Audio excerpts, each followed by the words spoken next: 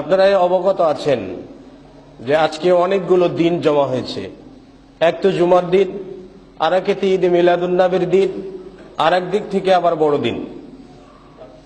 তো আসলে বড়দিন বলতে 25 ঘন্টায় হবে না, দিনটা 12 ঘন্টায় হবে হয়তো, কিন্তু দিনের মর্যাদা এক একজনের কাছে এক এক রকম। তো আসলে আমাদের কাছে দিনের গুরুত্বটা কতটুকু? শরীয়তের দৃষ্টিতে আজকের দিনের গুরুত্ব জুমার দিনের গুরুত্ব যতটুকু, আজকের দিনের গুরুত্বটা ঠিক ততটুকুই, এর বেশি কিছু নয়। তো সেই জন্য আমি আজকের আলোচনার বিষয় নিচ্ছে 12ই রবিউল আউয়াল। যেহেতু আজকে 12ই রবিউল আউয়ালের দিন, তা আসলে 12ই রবিউল আউয়াল, রবিউল আউয়াল একটা আরবি মাস। আরবি মাস 12টি মাস হয়। আরবি মাস আল্লাহ রাব্বুল আলামিনের পক্ষ থেকেই এসেছে এবং প্রাচীন যুগ থেকে আরবি মাসের গণনা আরবে রয়েছে। আজকেও আমাদের মাঝে আরবি মাসের গণনা থাকা উচিত, কিন্তু আরবি মাসের গণনাকে কেন্দ্র করে যেগুলো বিদআত রয়েছে বা যেগুলো বিদআত চালু আছে, সে বিদআতগুলো পরিত্যাগ করা উচিত। আসলে বিদআত মানুষের মাঝে আসে সুন্নাতের ভেষ ধরে। অনেকগুলো ইবাদত নয়, সেগুলো আবার ইবাদতের আকৃতিতে আমাদের মাঝে এসেছে। আবার অনেকগুলোই রয়েছে যেগুলো ইবাদত, কিন্তু সেগুলোকে আমরা ইবাদত নয় বলে আমরা পরিত্যাগ করছি। ইবাদত ভেষী বিদআত একটি আমাদের সমাজে আছে, সেটি হলো ঈদ মিলাদুন্নবী। এ বিষয়টার শাব্দিক বিশ্লেষণ করা যায়। ঈদ শব্দের অর্থ হলো আনন্দ বা খুশি।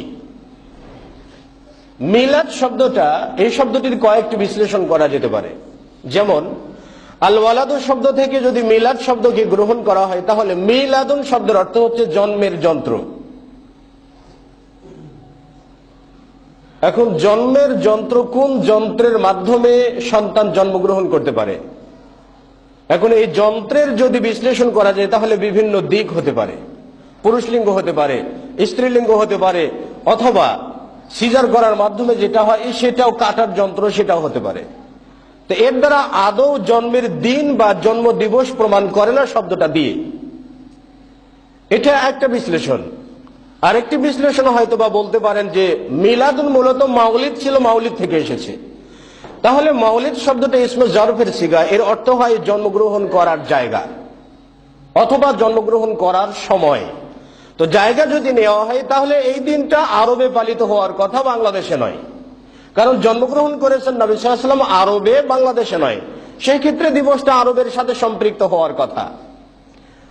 এখন যদি বলা হয় জন্মের সময়, তাহলে হয়তো বা 12ই রবিউল আউয়াল মাসে নবী সাল্লাল্লাহু আলাইহি ওয়াসাল্লাম জন্মগ্রহণ করেনি নাই। আল্লাহ রাসূল সাল্লাল্লাহু আলাইহি ওয়াসাল্লামের জন্ম হয়েছে বিশুদ্ধ মত অনুযায়ী 9ই রবিউল আউয়াল এবং তিনি ইন্তেকাল করেছেন 12ই রবিউল আউয়াল। তাহলে এখন ঈদ মিলাদুন্নবী যদি 12ই রবিউল আউয়াল হয়, মানে 12ই রবিউল আউয়ালে নবী সাল্লাল্লাহু আলাইহি ওয়াসাল্লামের মৃত্যুদিন উপলক্ষে আপনি আনন্দ করবেন, তাহলে শোক পালন করবেন কোন দিনে?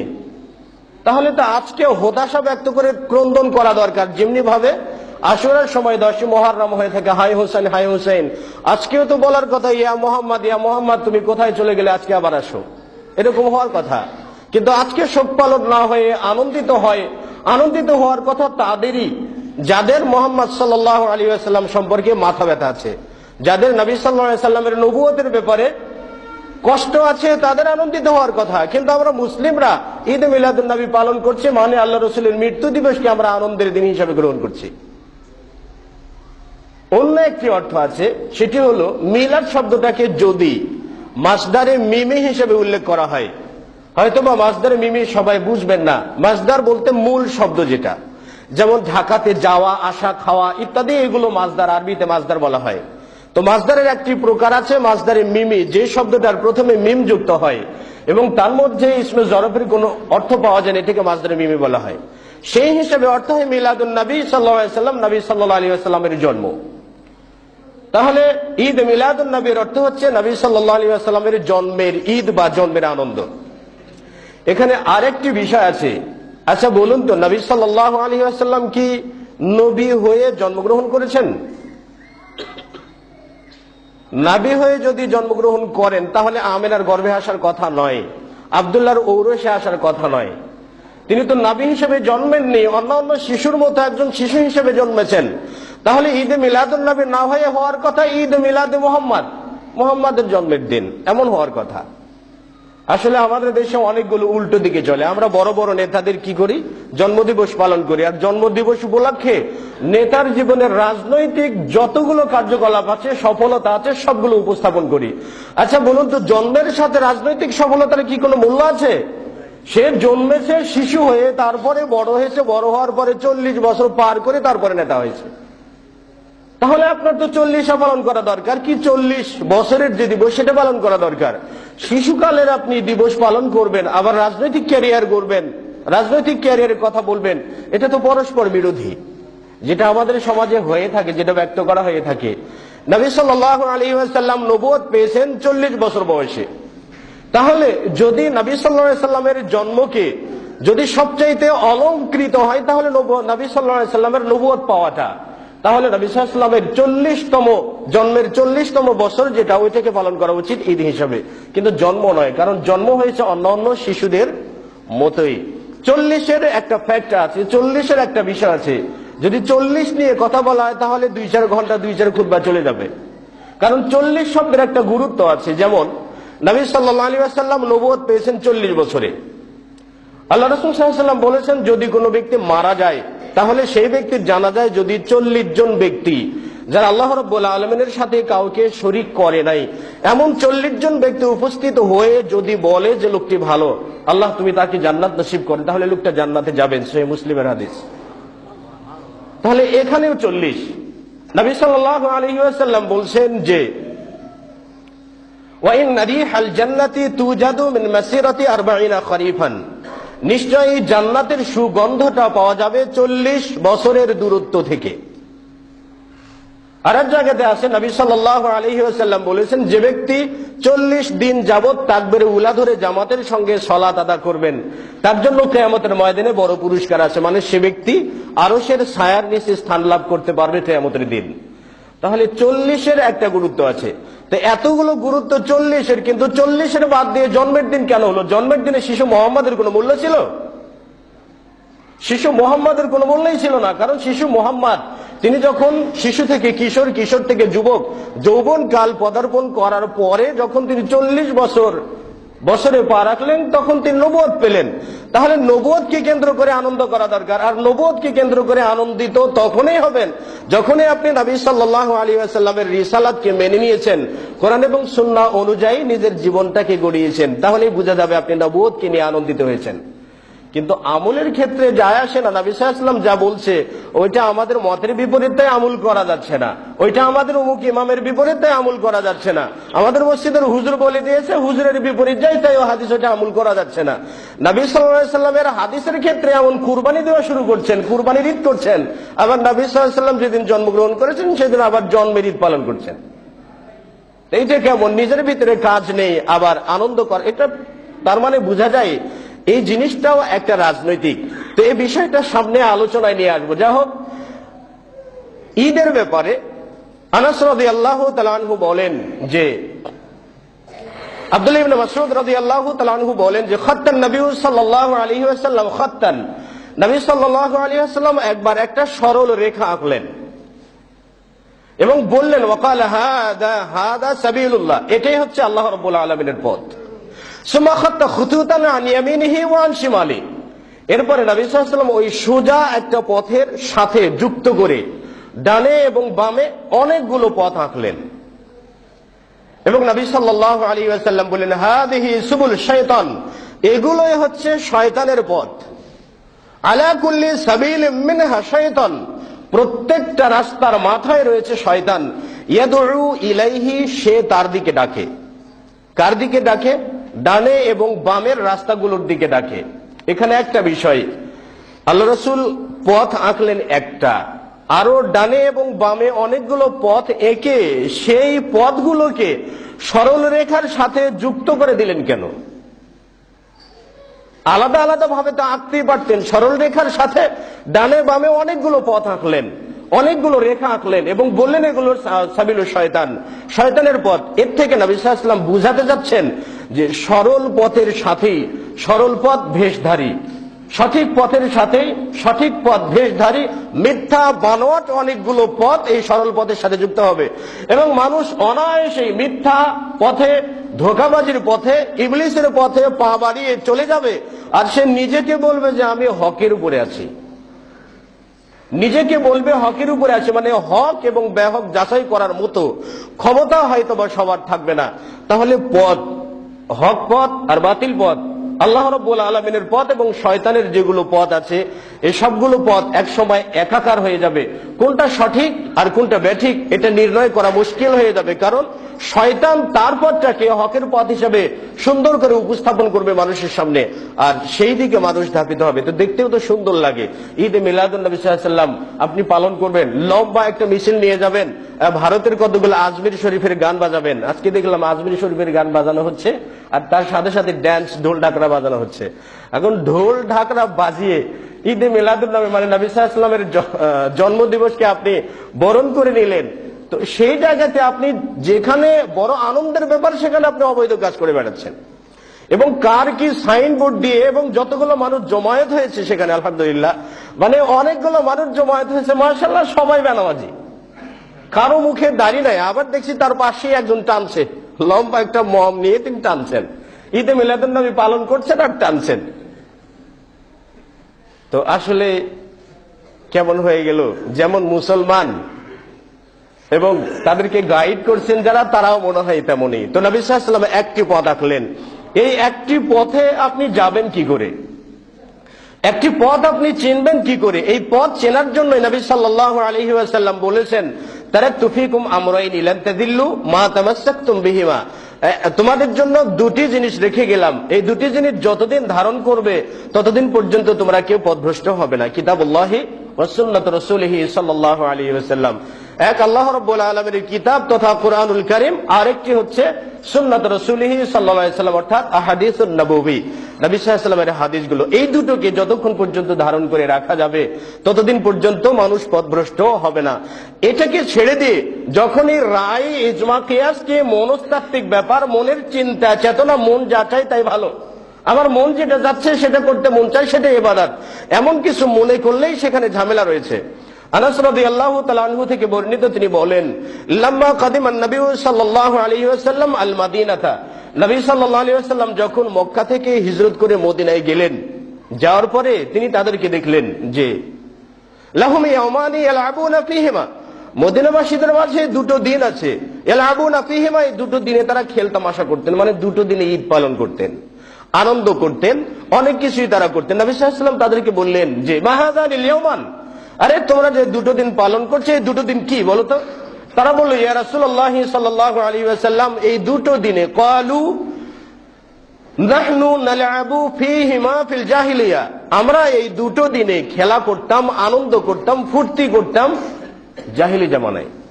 নবী সাল্লাল্লাহু আলাইহি ওয়াসাল্লাম বললেন, আরে তোমরা জাহিলি জামানায় আনন্দ করতে করতে কিন্তু ক্বাদ আবদালাকুমুল্লাহু বিহিমা খায়রাম মিনহুমা, আল্লাহ রাব্বুল আলামিন তোমাদের জাহিলি জামানার দুটো ঈদের চাইতে আরো উত্তম দুটো ঈদের দিন তোমাদেরকে আনন্দের হিসেবে দিয়েছেন। তা হচ্ছে ঈদুল আযহা ওয়া ঈদুল ফিতর। একটি হলো ঈদুল আযহা আর একটি হলো ঈদুল ফিতর। পৃথিবীর বুকে, মানে আকাশের নিচে কেন আকাশের উপরে, এ কথাও বলা যায় যে 100 কোটি গ্যালাক্সির কোনো একটা জায়গাতেও নেই যে এই দুটো ঈদ ছাড়া তৃতীয় কোনো ঈদ আছে। এই দুটো ঈদ ছাড়া তৃতীয় কোনো ঈদ আছে এমন কোন ঈদ পৃথিবীর বুকে নেই, কিন্তু মানুষের পক্ষ থেকে বানানো হয়েছে। কিন্তু নবী সাল্লাল্লাহু আলাইহি ওয়াসাল্লাম ঈদ পালন করেননি। নবী সাল্লাল্লাহু আলাইহি ওয়াসাল্লাম যখন ইন্তেকাল করেছিলেন, এই আজকের দিনে সভা সমাবেশ হবে, সেখানে বলা হবে নবী সাল্লাল্লাহু আলাইহি ওয়াসাল্লামের আগমন, শুভেচ্ছা, স্বাগতম। তো আজকে কি নবী সাল্লাল্লাহু আলাইহি ওয়াসাল্লাম আসবেন নাকি রাজনৈতিক নেতা হিসেবে আসবেন যে আমাকে ভোট দিবেন, আমি ইসলাম কায়েম করবো, আমাকে ভোট দিবেন, তিনি কি বলবেন নাকি? তো সেখানে বলার কি অর্থ?